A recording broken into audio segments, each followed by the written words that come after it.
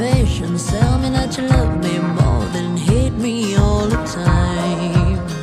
And you're still mine. So smoke 'em if you got 'em, 'cause it's going down. All I ever wanted was you. Let's take a drink of heaven, this can turn around. Let's raise our glass up to all the things I've lost on you. Oh, tell me how they lost on you. Oh, just that you could cut me loose. Oh, after everything. Σε αυτό το σημείο είναι η αρχαία αγορά. Αγορά από το ρήμα αγύρω σημαίνει συγκεντρώνω, συλλέγω.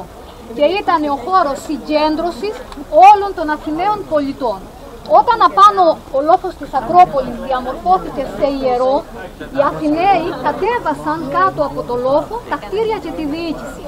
Έτσι λοιπόν η αγορά έγινε σημείο αναφοράς της καθημερινής ζωής, της εμπορικής και της πολιτικής ζωής της Αθήνας.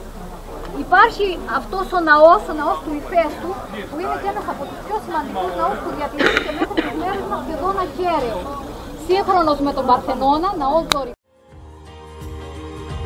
Let's raise our glass up to all the things I've lost on you. Oh, tell me how they lost on you.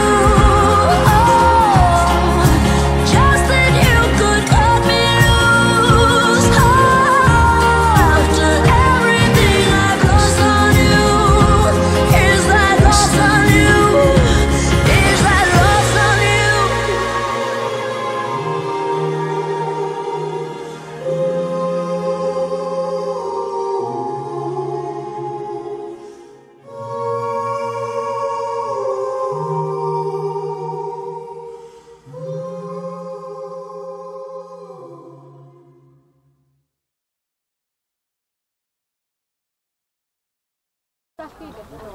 Περάσαμε λοιπόν από το Τροπήλαια και είμαστε πάνω στο λόφο της Ακρόπολης. Τα πιο σημαντικά μνημεία που είναι πάνω στο λόφο είναι δύο. Ο Παρθενώνας από τη μία πλευρά και το Ερέκτιο από την άλλη. Ο Παρθενώνας που βλέπουμε τα ματάκια που από εκεί απέναντι είναι ο ναός που οικοδομήθηκε το 447 π.Χ. από δύο αρχιτέκτονες, τον Ικτίνο και τον Καλλικράτη, με την επίβλεψη του Φιδία